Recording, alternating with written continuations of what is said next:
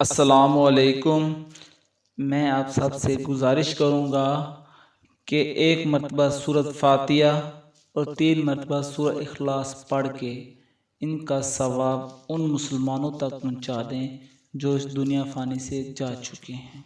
زمین پہ جب بھی بچہ پیدا ہوتا ہے تو سب سے پہلے وہ دودھ کے لیے روتا ہے۔ جب جب اس کو بھوک لگتی ہے وہ رو کے مانگتا ہے، کبھی وقت پہ فریاد سنا جاتا ہے تو کبھی وہیں سنا جاتا۔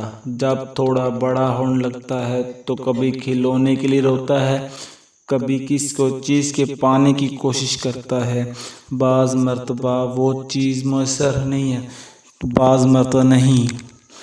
دن گزرتے رہتے ہیں اور بچہ بڑا ہونے لگتا ہے اور وہ سمجھنے لگتا ہے کہ بغیر کوشش اور بغیر تکلیف کے اس دنیا میں کچھ نہیں ملتا ہے۔ تو بس جب وہ بالغ ہو جاتا ہے، کوئی انسان سچے دل سے پیار کرتا ہے، تب بھی وہ انسان یہی سوچتا ہے جو مجھے آسانی سے پیار مل رہا ہے یا تو بات کر میرے قابل نہیں، یا تو اس میں کوئی عیب ہے، یا تو مجھے یہ سمجھتا نہیں۔ تو وہ ایسے لوگوں کے پیچھے، ایسے کاموں کے پیچھے بھاگتا رہتا ہے جس کی راہ دشمن مختلف ہوتا۔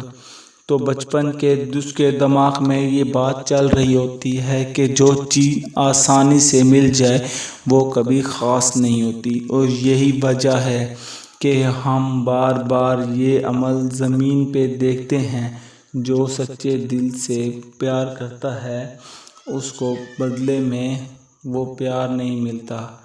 امام علی علیہ السلام نے فرمایا، اگر کوئی شخص تمہارے پیار کو خلوص اور سچے کے بدلے تم سے پیار نہ کرے تو اس میں تمہاری خطا نہیں بلکہ اس کی بد نصیبی ہے، کیونکہ پیار کا عادی نہیں بلکہ دھوکے پکڑے جانے کا عادی ہے، اس کے ٹھکرائے جانے کا عادی۔ اللہ نے اپنے کلام قرآن میں شفا رکھی ہے اور اس قرآن کا دل سورہ یاسین اور سورۃ یاسین کا دل آیت الکرسی کرا۔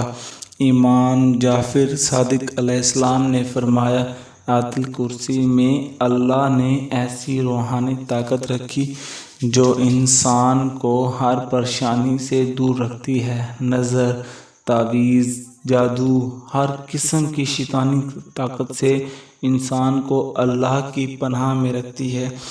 میری ویڈیو اچھی لگی ہو تو لائک کریں، شیئر کریں اور سبسکرائب کریں۔ ملتے ہیں اگلی ویڈیو میں، تب تک کے لیے اپنا خیال رکھیں فرینڈز۔ اللہ حافظ۔